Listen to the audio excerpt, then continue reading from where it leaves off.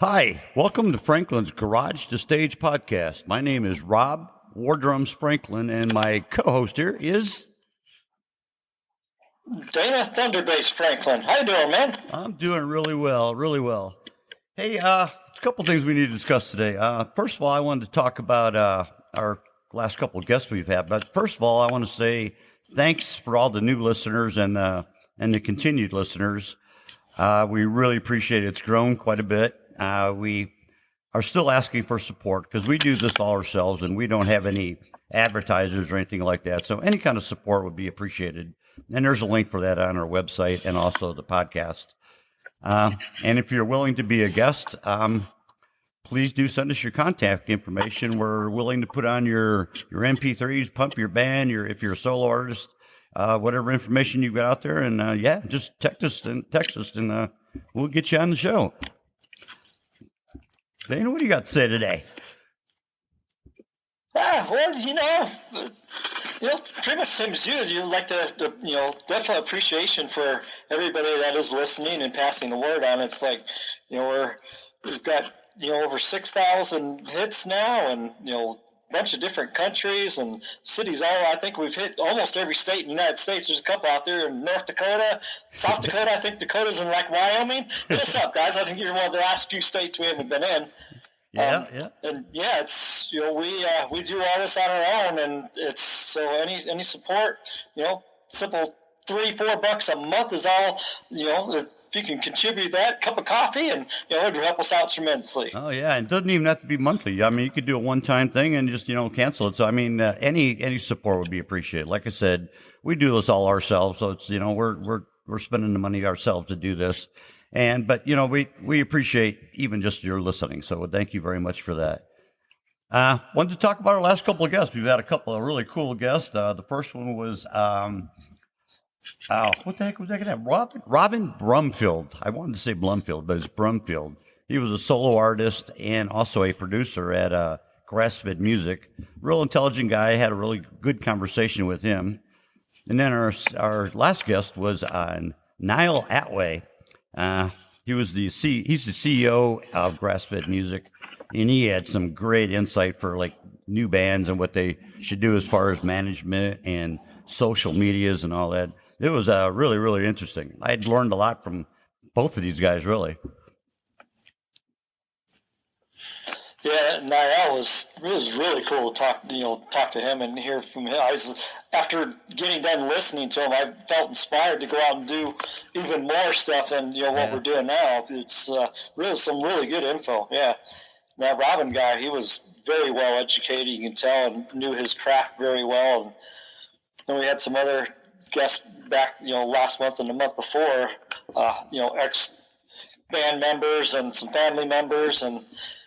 Yeah, it's good. It's good listening to everybody and getting their insights on what they're seeing out there in the music world today and different parts of the area. A lot of it's on the west. Some of them are on the west coast, and we're here on the east coast. So it's kind of cool to see the different varieties in the different areas. Yeah, it was. And like I said, the Nile guy, he was extremely passionate. So you want to hook up with management, I would strongly suggest giving him a call or contact them because, like I said, he just came across as real passionate about what he's into and getting bands promoted.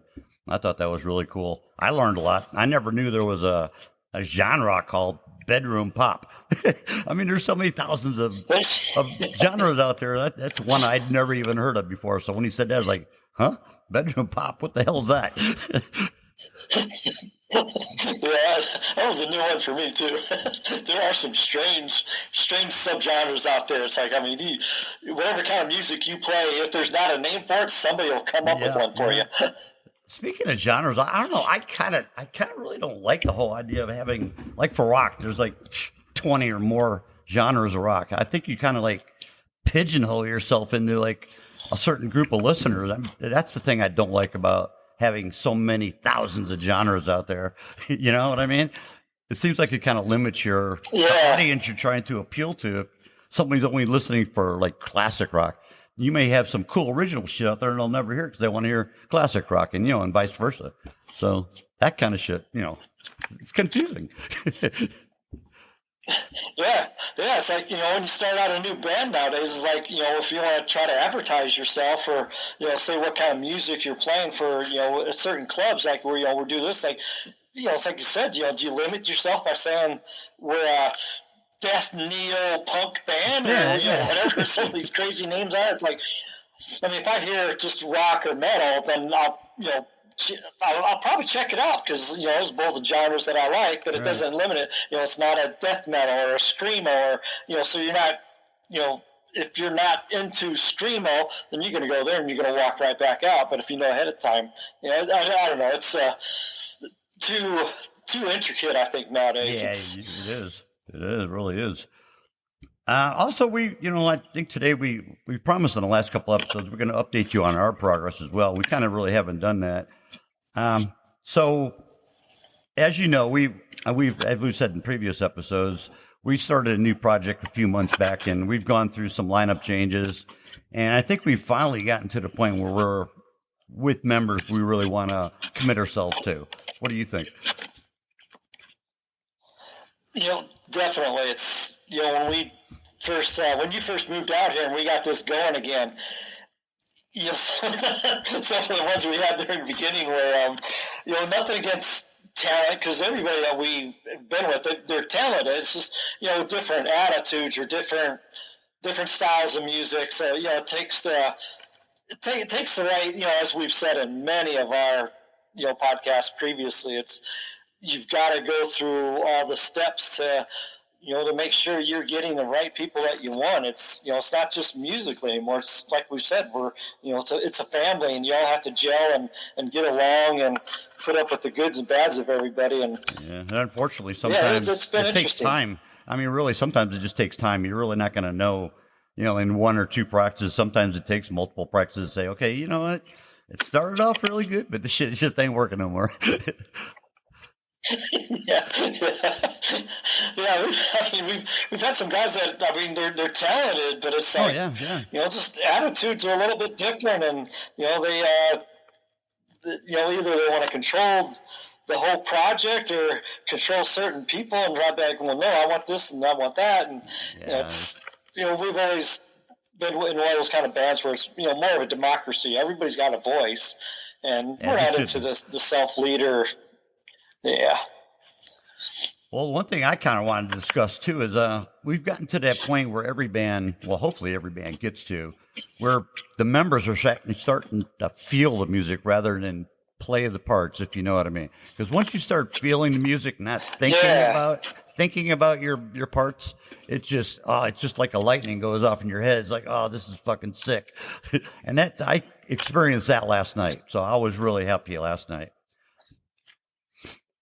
What do you think? Yeah, our practice last night was really good. I was like, all the way home, and it's like a 45-minute drive for me. So all the way home, I was just like pumped. I was just listening to the kind of music that we play and other bands like us, and then I kept thinking about our practice and how everybody was really getting into it. They're moving around for the little bit of space that we got, but you can tell that it went from just a couple of guys getting together and saying, hey, is this going to work out, or just jamming, to all of a sudden people are like, it's almost like a stage feeling. It's like everybody's ready to jump on stage and get in front of a crowd and go crazy. And that's what I felt last night. The energy, it was fucking amazing. Yeah. I'm still excited about it. Yeah, me too. And, this happened to me, in almost every band I've been in. Sometimes it happens sooner than later, but you can tell when everybody's actually starting to feel it, instead of just like, okay, 1, 2, 3, 4, they're counting out or, knowing their parts. They're actually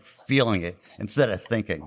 And I just love that feeling. To me, I've had better practices in live shows just because when you get that feeling, you can't, repeat it. It's just, oh, I love it. There's no other way to describe it. Yeah. It's like, it's like, Let's think of the best drug that's out there, and it's 10 times that. Oh, yeah.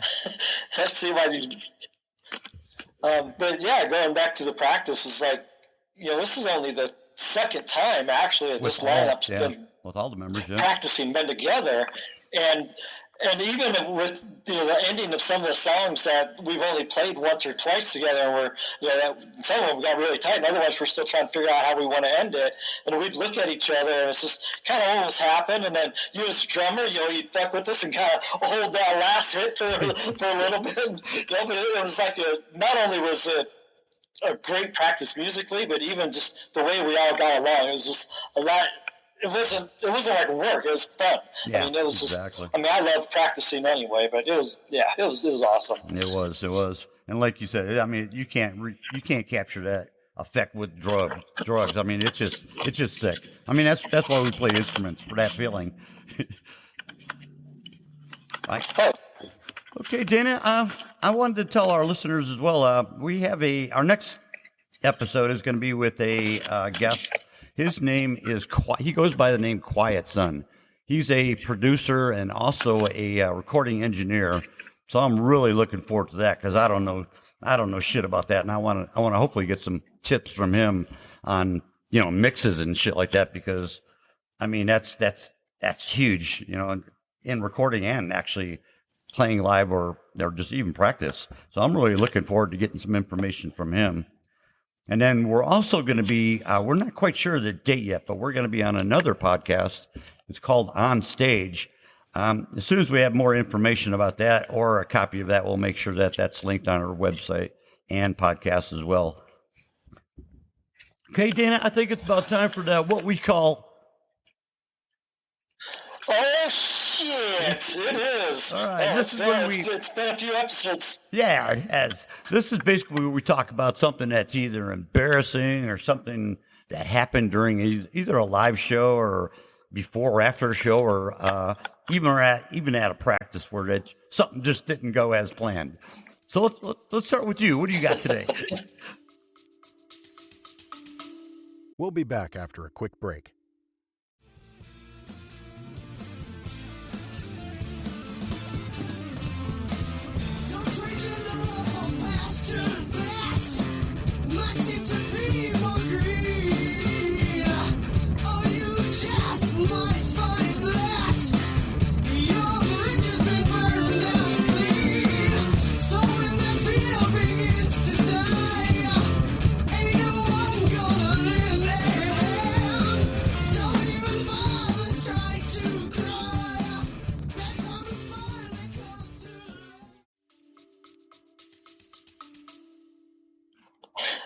Well, mine goes from when we had our very first live show with our original band, Monolith.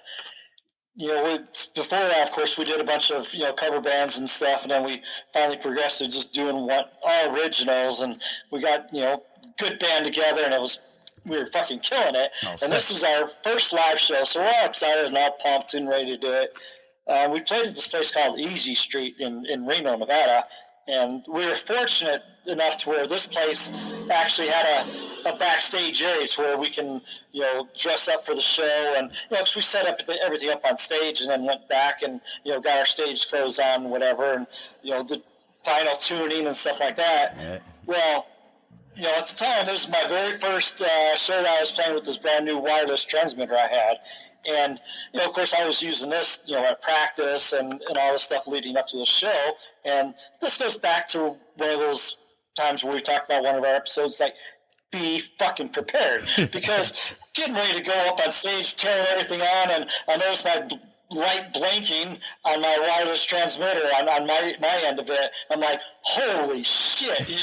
Everybody knows what that blinking light means. It means you're getting ready to cut out or you're already out. So thank God I had an extra 9-volt battery back there to plug in real quick, because I delayed us 5 or 10 minutes of getting on stage, and wow, I was sweating. I was so fucking nervous. Of course, I was nervous as it was, because this is our first show with this setup. So we went and we had a huge huge crowd there. Yeah. So I wanted to, wanted to make sure everything was right. And it was fucking scary. That would be. Hey, that probably helped in the long run. That anticipation. It came out a little bit later, so people are probably getting into it because we had some background music going, I'm sure. So.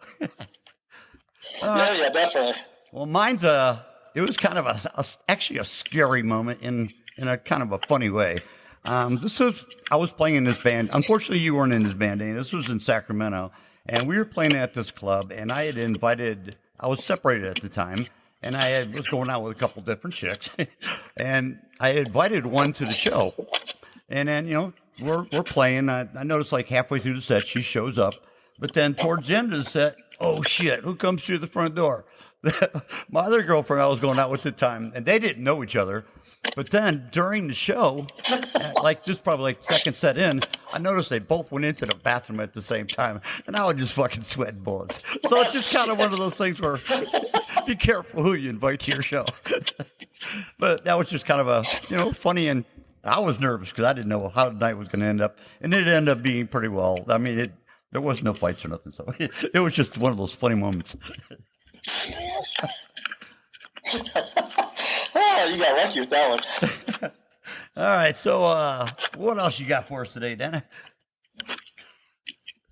Let me think. Well, I think on our last couple episodes, talking with those other guys that, they're both from the LA area, I believe. Yep. And we're talking about the local, not even local, but just the music scene in general now. And it was interesting to hear what they were saying as far as so I think one of the questions you even asked that Nile was, is rock music even a thing out there anymore? Because it's just, you just don't hear it as much as, the pop and all the, hip hop and the stuff that's really country, all the other stuff that kind of seems to be taking over, I guess, per se. But to hear Nile say, no, it's really strong out there. I think social media just makes everything so different nowadays. Yeah. It's changing the whole environment, good and bad, depending. I mean, you just got to get to points where you're not afraid to use it. And I think us being a little bit older, we're just, we're not afraid. We're just not familiar with it. It's like, okay, well, what the hell have we got to do to get out there? And, so we're gradually breaking into the new world, I guess. At least I am. I know you've always been a lot more tech savvy, and, of course, you're the one that does all the editing and all the stuff for this program, which I appreciate because I don't know shit about it. Yeah, social media, I mean, it is huge. And like I said, if you're a band out there and want even more exposure, come to us. We'll get you on the show. And like I said, we've got over 5,000, hits now. So your music's going to be even more exposed. So if you want to be a guest and have your stuff on our episode, please do. Send it to us. Yeah, absolutely. Yeah, I'd love to hear from everybody out there in all the different states and different countries. And I mean, I'd love to hear what's going on, like in England. And our last listener was in Denmark. So I'd love to hear what's going on in these other countries. I would too. I'd like to hear what the whole process is out there, if it differs from ours at all. I imagine it's pretty much the same, but I mean, it'd just be great to hear from them. Okay, Danny, we want to talk about some more about our practices. We've pretty much been sticking with our rules, which I really think helps. Where we go in, we all have the same mindset of okay, nobody's going to do drugs or do any heavy drinking or anything like that. We're sticking to the songs that we've all agreed on and worked on, and we're kind of adding songs when we get to the point we know we're getting the other ones, somewhat polished to where they're ready to perform. But what other tips you have for newer bands out there? Well, I love everything that you just said, and if you listen to some of our previous episodes, we've done a lot of this in detail as far as from the beginning up until when you actually get the band together. But yeah, some of the best tips, like we said, stick to your guns about how you really feel about it. And I know when we first started out again, we almost got to the point where with even the first couple of people that we got together with, we were going to settle just because we wanted to play so bad, even though it wasn't nearly close to what we were looking for. And I'm not talking music, musicianship wide. I'm just talking about general, attitudes and maybe the type of music that they wanted to play, or something like that. But yeah, definitely stick to your feelings. After that first time you guys get together, whether it's just with one person or two or a whole new band just getting together at the same time, you're going to know what's fitting and what's not. I mean, you might be happy with, say the bass player and the drummer fucking tight as shit, but the guitar player maybe not quite, and the singer's not sounding the way you want. It's you'll know when it gels. Like like we just talked about, it's last night fucking definitely gelled for us, and we knew that we went like I said, this is our second practice together, and we knew this, like, well shit, if we're sounding like this in second practice, you give us 2-3 months, we're gonna be polished as hell and ready to fucking take on the world. And that's how you gotta feel about it. Yeah, it really is. Yeah, I was just thinking about our first auditions. It's like we've gone 180-degree difference from what we were willing to accept then as to now. It's funny how that progress of lining up auditions changes once you start getting more polished and accomplished musicians in the room. I mean, I'm not saying anything bad. If they're listening, I'm not saying anything bad about their musicianship, like you said. It's just more, the genre you want to play, the way you present music. All those things are, fit into that category of what makes a band and what doesn't. Yeah. Well, yeah, exactly.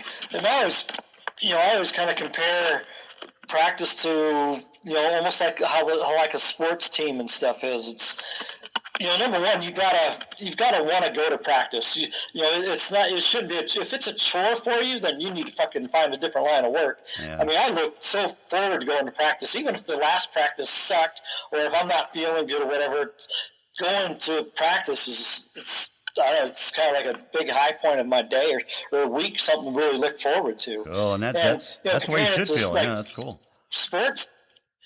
Yeah, comparing it to sports teams, it can't be just about one person. It's like, there might be one person that's maybe a better musician than the other ones, or, maybe he's got, different ideas or whatever, but it's got to be the core members all have to be exactly in sync, and, regardless of who's better than who, you can have the best 3 members of, say the bass player, drummer, and guitar player are absolutely fucking awesome. But if you got a singer that's not quite up to par, that kills the band. Yeah. Same thing goes with every individual member, Yeah.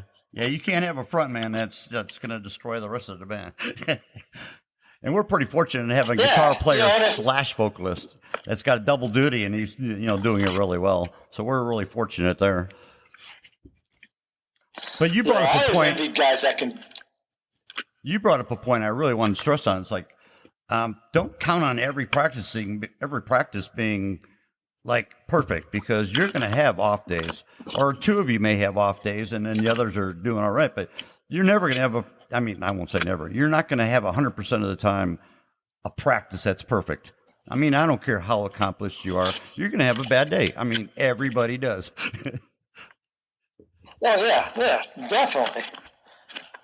Yeah, because, if you go into practice, saying, oh, this is going to be sick tonight, and it sucks, you're going to have those nights. So don't let it, deter you from being excited about the next practice like you are. You've got to always be excited.